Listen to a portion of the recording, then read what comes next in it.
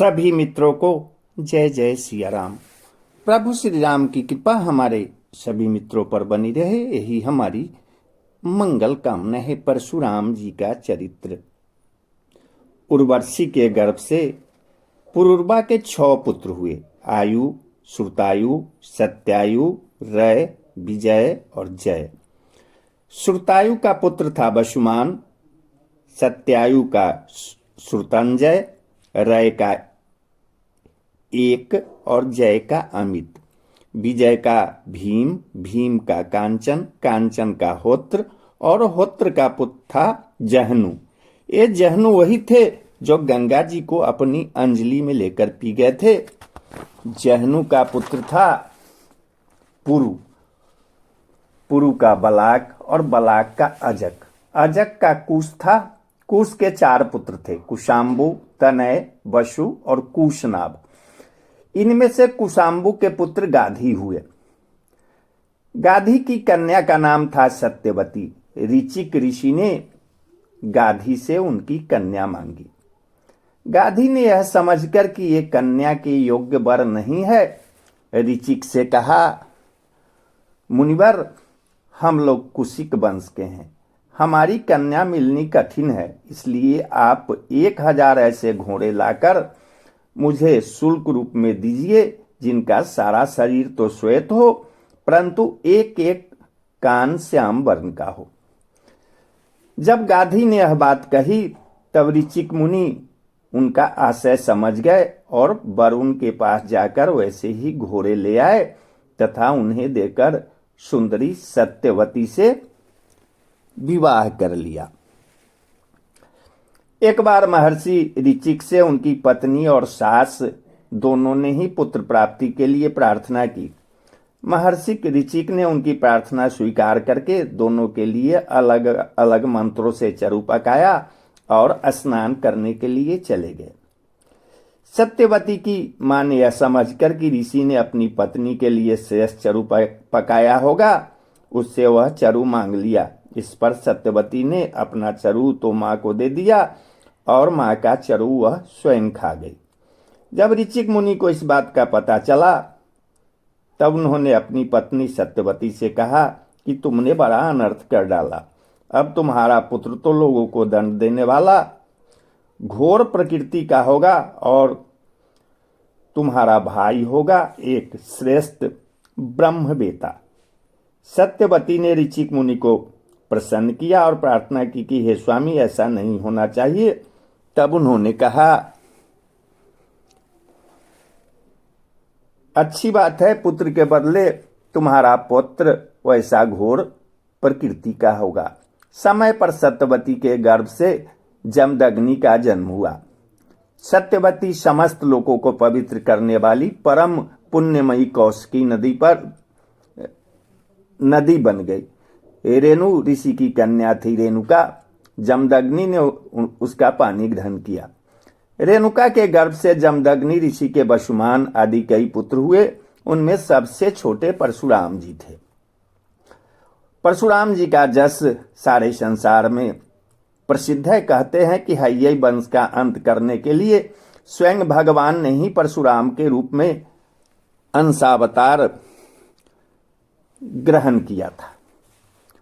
उन्होंने इस पृथ्वी को 21 बार क्षत्रियहीन कर दिया। यद्यपि क्षत्रियों ने उनका थोड़ा सा ही अपराध किया था, फिर भी वे लोग बड़े दुष्ट, ब्राह्मणों के अभक्त, रजोगुनी और विशेष करके तमोगुनी हो रहे थे। यही कारण था कि वे पृथ्वी के भार हो गए थे और इसी के फलस्वरूप भगवान परशुराम ने उनका नाश करके पृथ्वी का भार उतार दिया। तब राजा परीक्षित ने पूछा कि भगवान, अवश्य उस समय के क्षत्रिय विषय लोलुप हो गए थे, परंतु उन्होंने परशुराम जी का ऐसा कौन सा अपराध किया था जिसके कारण उन्होंने बार बार क्षत्रियों के वंश को संहार कर दिए। श्री सुखदेव जी कहने लगे कि परीक्षित, उन दिनों हय्यै वंश का अधिपति था अर्जुन। वह एक श्रेष्ठ क्षत्रिय था। उसने अनेकों प्रकार की सेवा शुश्रूषा करके भगवान नारायण के अंशावतार दत्तात्रेय जी को प्रसन्न कर लिया और उनसे 1000 भुजाएं तथा कोई भी शत्रु युद्ध में पराजित न कर सके, यह वरदान प्राप्त कर लिया। साथ ही इंद्रियों का अबाध बल, अतुल संपत्ति, तेजस्विता, वीरता, कीर्ति और शारीरिक बल भी उसने उनकी कृपा से प्राप्त कर लिए थे। वह जोगेश्वर हो गया था। उसमें ऐसा ऐश्वर्य था कि वह सूक्ष्म से सूक्ष्म, स्थूल से स्थूल रूप धारण कर लेता। सभी सिद्धियां उसे प्राप्त थी। वह संसार में वायु की तरह सब जगह बेरोक टोक विचरा करता। एक बार गले में बैजंती माला पहने सहस्त्रबाहु अर्जुन बहुत सी सुंदरी स्त्रियों के साथ नर्मदा नदी में जल विहार कर रहा था। उस समय मदोन्मत्त सहस्त्रबाहु ने अपनी बाहों से नदी का प्रवाह रोक दिया। दशमुख रावण का शिविर भी वही कहीं पास में ही था। नदी की धारा उल्टी बहने लगी, जिससे उसका शिविर डूबने लगा। रावण अपने को बहुत बड़ा वीर तो मानता ही था, इसलिए सहस्त्रार्जुन का यह पराक्रम उससे सहन नहीं हुआ। जब रावण सहस्त्रबाहु अर्जुन के पास जाकर बुरा भला कहने लगा, तब उसने स्त्रियों के सामने ही खेल खेल में रावण को पकड़ लिया और अपनी राजधानी महिष्मती में ले जाकर बंदर के समान कैद कर लिया। पीछे पुलस जी के कहने से सहस्त्रबाहु ने रावण को छोड़ा। एक दिन सहस्त्रबाहु अर्जुन शिकार खेलने के लिए बड़े घोर जंगल में निकल गया था। दैववश वह जमदग्नि मुनि के आश्रम पर जा पहुंचा। परम तपस्वी जमदग्नि मुनि के आश्रम में कामधेनु रहती थी। उसके प्रताप से उन्होंने सेना मंत्री और वाहनों के साथ ही हयाधिपति का खूब स्वागत सत्कार किया। वीर हयाधिपति ने देखा कि जमदग्नि मुनि का ऐश्वर्य तो मुझसे भी बड़ा है, इसलिए उसने उनके स्वागत सत्कार को कुछ भी आदर न देकर कामधेनु को ही ले लेना चाहा। उसने अभिमानवश जमदग्नि मुनि से मांगा भी नहीं, अपने सेवकों को आज्ञा दी कि कामधेनु को छीन ले चलो। उसकी आज्ञा से उसके सेवक बछड़े के साथ बाबा डकारती हुई कामधेनु को बलपूर्वक महिष्मतीपुर ले गए। जब वे सब चले गए, तब परशुराम जी आश्रम पर आए और उसकी दुष्टता का वृत्तांत सुनकर चोट खाए हुए सांप की तरह क्रोध से तिलमिला उठे। वे अपना भयंकर फरसा, तरकस, ढाल एवं धनुष लेकर बड़े वेग से उसके पीछे दौड़े, जैसे कोई किसी से न दबने वाला सिंह हाथी पर टूट पड़े। सहस्त्रबाहु अर्जुन अभी अपने नगर में प्रवेश कर ही रहा था कि उसने देखा कि परशुराम जी महाराज बड़े वेग से उसी की ओर झपटे आ रहे थे। उनकी बड़ी विलक्षण झांकी थी। वे हाथ में धनुष बाण और फरसा लिए हुए थे, शरीर पर काला मृग चर्म धारण किए हुए थे और उनकी जटाएं सूरज की किरणों के समान चमक रही थी। उन्हें देखते ही उसने गदा, खड्ग, बाण, सृष्टि, शतघ्नि और शक्ति आदि आयुधों से सुसज्जित एवं हाथी, घोड़े, रथ तथा पदातियों से युक्त अत्यंत भयंकर 17 अक्षौहिणी सेना भेजी। भगवान परशुराम ने बात की बात में अकेले ही उसने सारी सेना को नष्ट कर दिया। भगवान परशुराम जी की गति मन और वायु के समान थी। बस वे शत्रु की सेना काटते ही जा रहे थे। जहां जहां वे अपने फरसे का प्रहार करते, वहां वहां सारथी और वाहनों के साथ बड़े बड़े वीरों की बाहें, जांघें और कंधे कट कर पृथ्वी पर गिरचे जाते थे। हयाधिपति अर्जुन ने देखा कि मेरी सेना के सैनिक, उनके धनुष, ध्वजाएं और ढाल भगवान परशुराम के फरसे और बाणों से कट कर खून से लथपथ रणभूमि में गिर गए हैं। तब उसने बड़ा क्रोध आया और वह स्वयं भिड़ने के लिए आ धमका।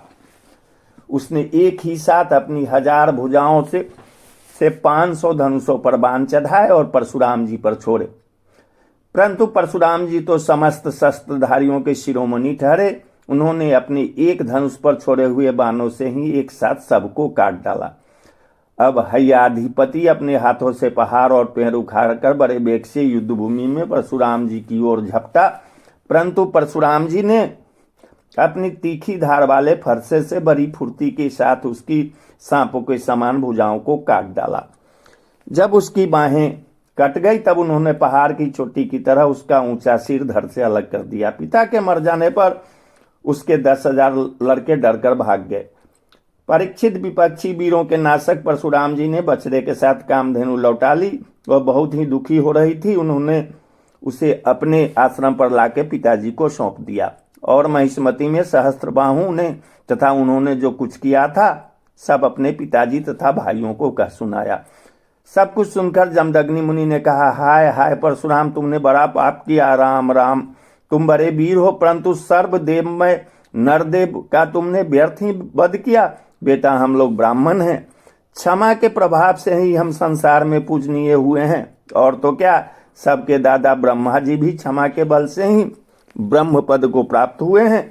ब्राह्मणों की शोभा क्षमा के द्वारा ही सूर्य की प्रभा के समान चमक उठती है। सर्वशक्तिमान भगवान श्री हरि भी क्षमावानों पर ही शीघ्र प्रसन्न होते हैं। बेटा, सार्वभौम राजा का वध ब्राह्मण की हत्या से भी बढ़कर है। जाओ, भगवान का स्मरण करते हुए तीर्थों का सेवन करके अपने पापों को धो डालो। श्री सुखदेव जी कहते हैं कि परीक्षित अपने पिताजी की यह शिक्षा भगवान परशुराम ने जो आज्ञा कहकर स्वीकार की, उसके बाद वे 1 वर्ष तक तीर्थ यात्रा करके अपने आश्रम पर लौटे। एक दिन की बात है कि परशुराम जी की माता रेणुका गंगा तट पर गई हुई थी। वहां उन्होंने देखा कि गंधर्वराज चित्ररथ कमलों की माला पहने अप्सराओं के साथ विहार कर रहा है। वह जल लाने के लिए नदी तट पर गई थी, परंतु वहां जल क्रीड़ा करते हुए गंधर्व को देखने लगी और पतिदेव के हवन का समय हो गया है, इस बातों को भूल गई। उनका मन कुछ चित्ररथ की ओर खींच भी गया था। हवन का समय बीत गया, यह जानकर वे महर्षि जमदग्नि के शाप से भयभीत हो गई और तुरंत वहां से आश्रम पर चली आई। वहां जल का कलश महर्षि के सामने रखकर हाथ जोड़ खड़ी हो गई। जमदग्नि मुनि ने अपनी पत्नी का मानसिक व्यभिचार जान लिया और क्रोध करके कहा, मेरे पुत्रों, इस पापनी को मार डालो। परंतु उनके किसी भी पुत्र ने उनकी वह आज्ञा स्वीकार नहीं की। इसके बाद पिता की आज्ञा से परशुराम जी ने माता के साथ सब भाइयों को भी मार डाला। इसका कारण था कि वे अपने पिताजी की योग और तपस्या का प्रभाव भली भांति जानते थे। परशुराम जी के इस काम से सत्यवती नंदन महर्षि जमदग्नि बहुत प्रसन्न हुए और उन्होंने कहा, बेटा, तुम्हारी जो इच्छा हो वर मांग लो। परशुराम जी ने कहा, पिताजी, मेरी माता और सब भाई जीवित हो जाएं तथा उन्हें इस बात की याद न रहे कि मैंने उन्हें मारा था। परशुराम जी के इस प्रकार कहते ही जैसे कोई सोकर उठे, सबके सब अनायास ही सकुशल उठ बैठे। परशुराम जी ने अपने पिताजी का तपोबल जानकर ही तो अपने सुहृदों का वध किया था। परीक्षित सहस्त्रबाहु अर्जुन के जो लड़ाके परशुराम जी से हार कर भाग गए थे, उन्हें अपनी पिता के वध की याद निरंतर बनी रहती थी। कहीं एक क्षण के लिए भी उन्हें चैन नहीं मिलता था। एक दिन की बात है कि परशुराम जी अपने भाइयों के साथ आश्रम से बाहर वन की ओर गए हुए थे। यह अवसर पाकर वैर साधने के लिए सहस्त्रबाहु के लड़के वहां पहुंचे। उस समय महर्षि जमदग्नि और अग्निशाला में बैठे हुए थे और अपनी समस्त वृत्तियों से पवित्र कृति भगवान के ही चिंतन में मग्न हो रहे थे। उन्हें बाहर की कोई सुध न थी। उसी समय उन पापियों ने जमदग्नि ऋषि को मार डाला। उन्होंने पहले ही ऐसा पापपूर्ण निश्चय कर रखा था। परशुराम की माता रेणुका बड़ी दीनता से उनसे प्रार्थना कर रही थी, परंतु उन सबों ने उनकी एक न सुनी। वे बलपूर्वक महर्षि जमदग्नि का सिर काट कर ले गए। परीक्षित, वास्तव में नीच क्षत्रिय अत्यंत क्रूर थे। सती रेणुका का दुख और शोक से आतुर हो गई थी। वे अपने हाथों से अपनी छाती और सिर पीट पीट कर जोर जोर से रोने लगी। परशुराम, बेटा परशुराम, शीघ्र आओ। परशुराम जी ने बहुत दूर से माता का हाराम यह करुण क्रंदन सुन लिया। वे बड़ी शीघ्रता से आश्रम पर आए और वहां आकर देखा कि पिताजी मार डाले गए हैं। परीक्षित, उस समय परशुराम जी को बड़ा दुख हुआ। साथ ही क्रोध, असहिष्णुता, मानसिक पीड़ा और शोक के वेग से वे अत्यंत मोहित हो गए। हाय पिताजी, आप तो बड़े महात्मा थे, आप तो धर्म के सच्चे पुजारी थे, आप हम लोगों को छोड़कर स्वर्ग चले गए। इस प्रकार विलाप कर उसने पिता का शरीर तो भाइयों को सौंप दिया और स्वयं हाथ में फरसा उठाकर क्षत्रियों का संहार कर डालने का निश्चय किया। परीक्षित, परशुराम जी ने महिष्मती नगरी में जाकर सहस्त्रबाहु अर्जुन के पुत्रों के सिरों से नगर के बीचों बीच एक बड़ा भारी पर्वत खड़ा कर दिया। उस नगर की शोभा तो उन ब्रह्मघाती नीच क्षत्रियों के कारण ही नष्ट हो चुकी थी। उनके रक्त से एक बड़ी भयंकर नदी बह निकली, जिसे देखकर ब्राह्मण द्रोहियों का हृदय भय से कांप उठता था। भगवान ने देखा कि वर्तमान क्षत्रिय अत्याचारी हो गए हैं, इसलिए हे राजन, उन्होंने अपने पिता की वध को निमित्त बनाकर 21 बार पृथ्वी को क्षत्रियहीन कर दिया और कुरुक्षेत्र के सम्मत पंचक में ऐसे ऐसे 5 तालाब बना दिए जो रक्त के जल से भरे हुए थे। परशुराम जी ने अपने पिताजी का सिर लाकर उनके धड़ से जोड़ दिया और यज्ञ द्वारा सर्वदेव में आत्मस्वरूप भगवान का भजन किया। यज्ञ में उन्होंने पूर्व दिशा होता को, दक्षिण दिशा ब्रह्मा को, पश्चिम दिशा ऊर्ध्वयु को और उत्तर दिशा सामगान करने वाले उदागता को दे दी। इस प्रकार अग्नि